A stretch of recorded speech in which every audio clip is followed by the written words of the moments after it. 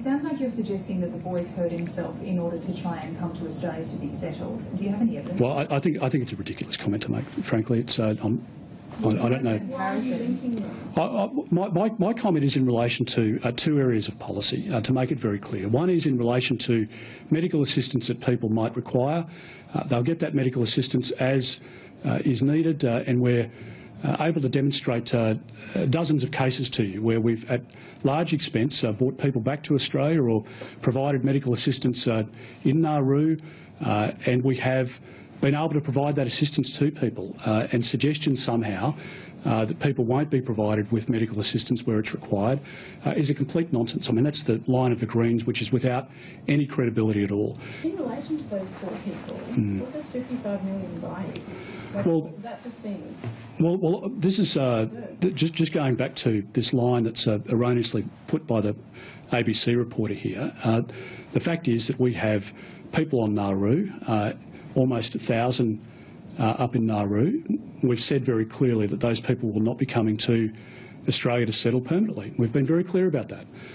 And what we've said is that people will be going to Cambodia, or they'll be going back to their country of origin. That's the arrangement as it is. Now, there are some upfront costs in relation to Nauru, nothing like the $11 billion blowout under Labor, and I expect a question on that from the ABC, no doubt, about the $11 billion blowout from the Labor Party when they were in government. We haven't had a successful boat arrival in 300 days. They were down to something like every couple of days, every 6 days or something under Labor. Now, we don't want people drowning at sea, and we've had to enter into arrangements with regional partners to make sure that we stop the boats. Now, if you're suggesting somehow that we should return back to Labor's model, where 1,200 people drowned at sea, this government's not going to do that. And we will provide support to people, and over a number of people, obviously, that will go to Cambodia, a number of people elsewhere, hopefully, that will go to third countries or their country of origin. That's the context in which you should consider those figures, as opposed to look, it's a juvenile interpretation of the figure, to be honest. What's the correct? It just blows my mind. Well, the correct interpretation is that the cost will be amortised over many people. There's obviously an upfront cost associated with it, and frankly, as I say, it's a juvenile suggestion.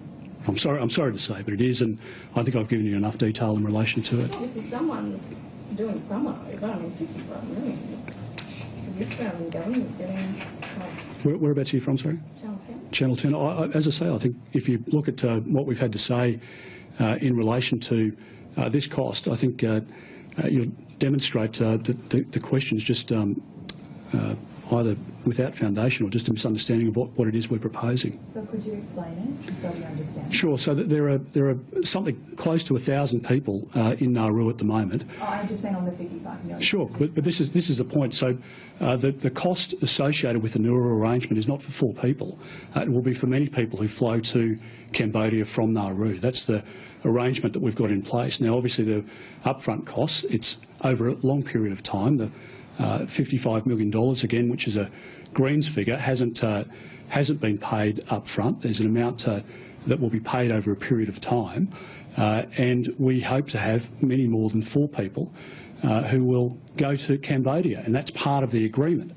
And that's why I think it's a fundamental misunderstanding or misrepresentation of the situation, because if you understand the way in which the agreement operates, that cost will be amortised over many more people than what it is you're suggesting.